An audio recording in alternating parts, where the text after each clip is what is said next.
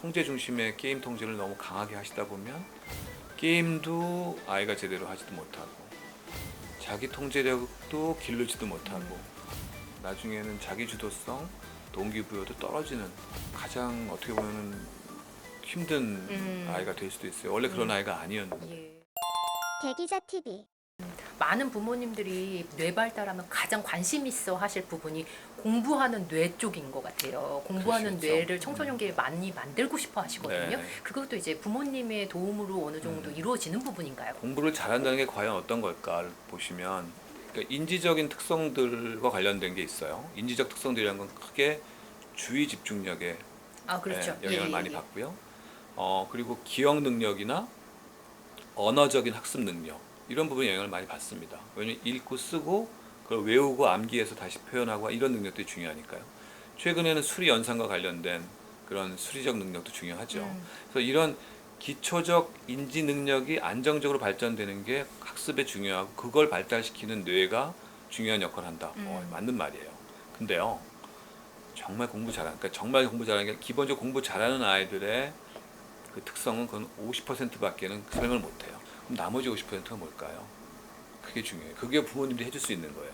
뒤에 환경적인 네, 부분인가요? 환경적 요인 중에서 아. 특히 정서와 관련된, 아. 동기와 관련된 정서, 동기, 그러니까 가족 내 환경, 부모 자녀 관계, 그리고 부모가 아이하고 상호작용하면서 얘한테 불안감을 주지 않고 아이가 할 수 있는 좋아하는 일들을 할 수 있게 선택해주고 이런 환경과 지원을 통해서 정서적인 안정부터 동기부여까지 연결될 수 있게 해주시는 거 그게 부모님의 가장 중요한 역할이세요. 그게 뇌 발달을 돕는 거죠. 네. 그렇기 때문에 50%는 거기서 나온다. 공부 잘하는 아이들의 뇌는 50%는 인지학습에서 나오고요. 그래서 그걸 합쳐주시면 어머님들이 기대하시는 인성도 좋으면서 공부도 잘하고. 목표를 가지고 자기 스스로가 네. 그러니까 우리가 어머니들이 제일 좋아하시는 게 그거잖아요. 자기주도 학습. 네. 지금 말씀하시는 것 중에 시기별로 좀 부모님의 역할이 좀 다른 포인트들이 있는 것 같아요. 그럴 수 있죠. 네네. 10대이죠. 그러니까 0에서 3세 굉장히 뇌 발달이 폭발적으로 일어나는 시기, 그리고 그 이후, 그리고 10대 이렇게 좀 세 부분을 나눠서 놓쳐서는 안 되는 부분 좀 짚어주시면 감사하겠습니다. 0세에서 3세의 초기 모델링, 브레인의 모델링 시기에서의 부모 역할. 그리고 11세부터 15세까지의 제 두 번째 변혁기인 청소년기의 뇌발달. 이 두 시기가 부모님께서 정서적 동기부여에 도움을 줄 수 있는 결정적 시기예요. 결정적 시기. 네, 초기에는 애착을 통해서 그걸 만들어 가시는 겁니다. 애착과 적절한 자기 통제를 발전시키기 위한 훈육. 그러니까 양육, 이게 애착을 위한 양육, 가깝게 아이를 두시고 정서적인 그런 뭐 교류를 스킨십이라든지. 하시고 예. 스킨십을 통해서 아이한테 안정감을 주고 그런 부분들을 통해서 아이의 불안을 낮추고 안정감을 높이는 애착을 형성하는 과정과 청소년기가 다시 돼서 10대 초반, 중반에 다시 이 아이가 혼란스러워할 때 똑같이 어릴 때 하셨던 것처럼 하지만 그 나이에 맞게 옆에 있어 주시고 수용, 경청, 공감해 주시고 격려해 주시고 예. 불안해할 때 안심시켜 주시고 이 두 개의 포인트가 사실은 시기는 완전히 다르고 완전히 달라야 될 것 같은데 사실은 내용의 핵심은 같다. 그 사이사이의 시기들이 있잖아요. 이제 3세가 지난 뒤에 이 아이들이 유치원이나 4세부터. 이런 예. 데 가기 시작하는 또 학교를 다니는 7세에서 10세, 11세 사이 요 시기들은 대개 능력을 발달시키는 시기예요. 4세에서 6세는 운동 조절, 시지각 협용 같은 이 자기 신체와 환경을 조율하는 능력을 발달시키는 예. 시기이기 때문에 그런 놀이들을 많이 해주시는 게 정말 좋아요. 그리고 학년기 때는 역시 기초학습이죠.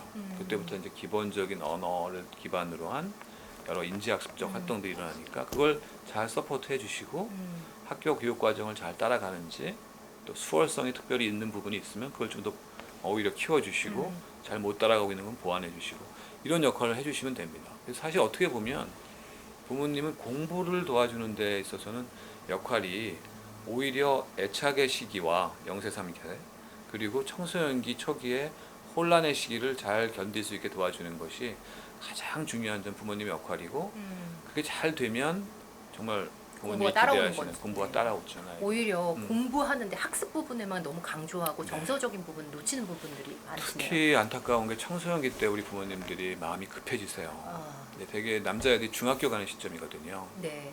그러면 이렇게 마음 잡수시죠. 너 이제 초등학교 때까지 잘 놀았지? 게임 많이 했지?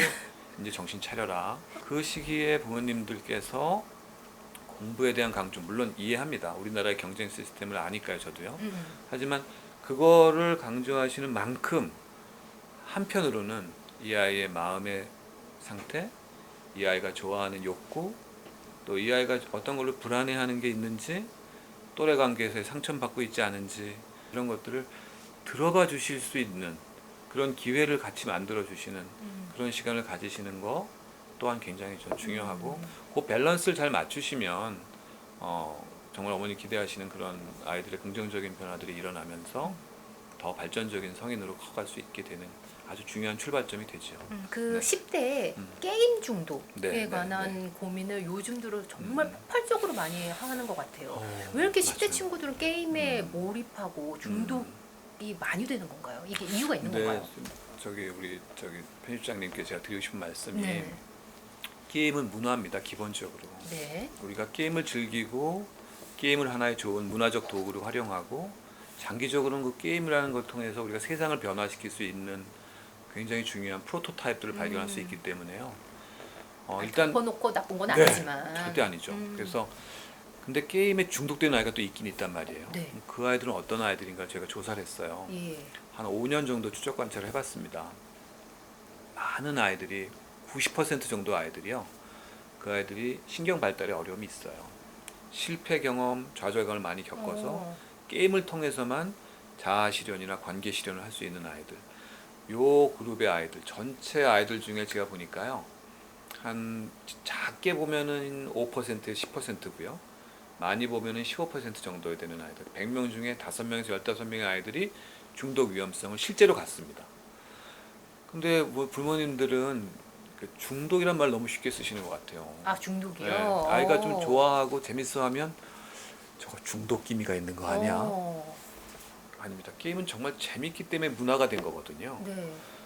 부모님도 좀 해보시라고 좀 권해보고 싶어요. 아, 정말요? 네, 그럼요. 왜냐하면 저는 이제 한 5년쯤 뒤 또는 10년쯤 뒤가 될지 모르겠지만 클래식을 듣고 또는 뭐 뮤지컬을 보러 가는 것처럼 게임을 함께 하는 사람들끼리의 모임을 갖고 게임을 잘하는 사람에 대해서 리스펙트 해주고 하는 시대가 지금보다 더 빠른 속도로 올 수 있다고 저는 생각해요.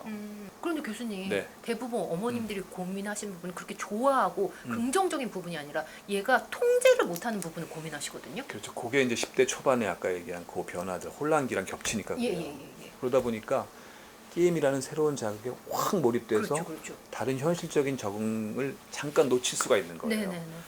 그것도 일시적이다. 아, 그것도 아까 일시적이에요? 5년 팔로업 얘기했잖아요. 저희가 오. 5년 추적 관찰 해보니까요. 그런 신경 발달 문제가 있는 아이들은 지속성이 좀 있어요. 문제가요. 하지만 그런 문제가 없는 아이들은요. 벌써 1년도 안 돼서 마스터하고 그 게임을 재미없어요. 그리고 정말요? 자기 거 하고 싶어요.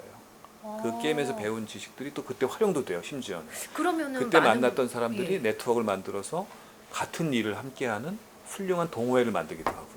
그러면은 많은 어머님들이 아이가 거기에 완전히 빠지지 못하고 그냥 찔떡찔떡 하게끔 해서 문제인 건가요? 계속 저는 이제 그렇다고 생각해요. 2, 3년 통제를 동안 계속 자꾸 하잖아요. 통제를 너무 많이 하다 보니까 아이들이 확 몰입할 시간을 뺏는 거예요.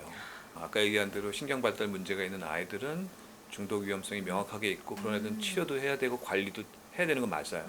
하지만 정말 대다수의 한 90% 가까이 되는 일반적인 청소년들은 게임에 몰입하는 시간을 갖다가도 벗어나고 그걸 통해서 한 단계 더 인지적인 시지각적인 자기조절의 능력들을 발달시키는 애들도 많아요. 그렇기 때문에 만약에 우리 사회가 이렇게 경쟁적인 이런 학업 중심의 사회가 예. 아니었다면 저는 게임 문제가 이렇게 두드러지지 않았을 거라고 생각해요. 저는 그건 100% 공감합니다. 그렇죠. 네, 왜냐하면은 대부분 학습에 굉장히 관심이 있는데 친구들이 뭐 중학교, 고등학교 맞아요. 때 그때 학습을 더 해야 되는데 부모님의 욕심에서는 그렇죠. 근데 그 시간에 게임을 하니까 이게 더 맞아요. 갈등이 더 통제가 되는 되고 거예요. 예. 더 갈등이 생기고 그것 때문에 아이들은 오히려 게임에 충분한 시간도 쓰지도 못하고 부모하고의 텐션은 올라가니까 정서적으로 불안정해지고 정서적으로 불안정해지니까 동기부여가 안 되고 동기부여가 안 되니까 오히려 공부를 더 안 하게 돼 버려요. 그러니까 부모님이 기대하시는 게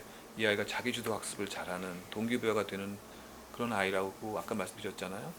근데 오히려 그거를 통제 중심의 게임 통제를 너무 강하게 하시다 보면 게임도 아이가 제대로 하지도 못하고 자기 통제력도 기르지도 못하고 나중에는 자기 주도성, 동기부여도 떨어지는 가장 어떻게 보면은 힘든 아이가 될 수도 있어요. 원래 그런 아이가 아니었는데. 예. 그럼 교수님 만약에 이게 10대 같은 경우에는 이렇게 몰입한 다음에 한 단계 업그레이드 될 수 있는 기회가 있다고 하셨는데 만약 요즘 들어서 게임을 하는 연령이 굉장히 낮아지고 있잖아요. 그렇죠. 유아 초등학생들도 뭐 게임을 스마트폰 보고 네, 게임하는 네. 경우도 있거든요. 이 친구들도 마찬가지인가요? 저는 게임 컨텐츠가 그래서 중요하다고 생각해요. 아, 어떤 걸 하느냐. 네. 게임 컨텐츠에 대해서는 관리를 해야 됩니다. 아, 청소년 친구들이 성인물 컨텐츠 접근하는 건 통제하는 게 맞아요.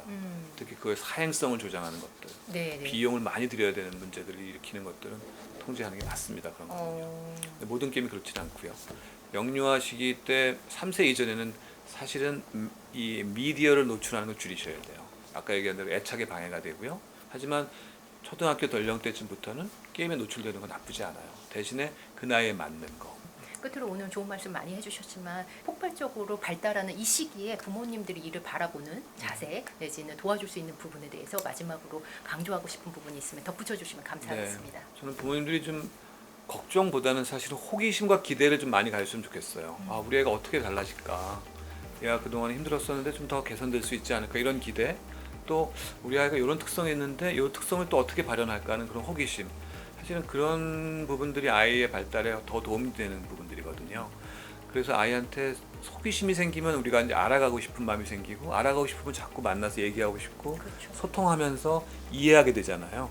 그런 과정을 통해서 우리 요 시기 때 아이들의 그 잠깐 혼란스러운 요 시기를 잘 극복할 수 있도록 도와주시고 새로운 변화를 이뤄낼 수 있게 그래서 놀라운 뇌라고 하는 그 변화를 경험하실 수 있으시면 참 좋을 것 같아요. 네, 오늘 김북영 교수님의 말씀이 10대 자녀를 둔 학부모님들에게 많은 조언이 되셨을 것 같습니다. 장시간 귀한 말씀 감사합니다. 네, 감사합니다.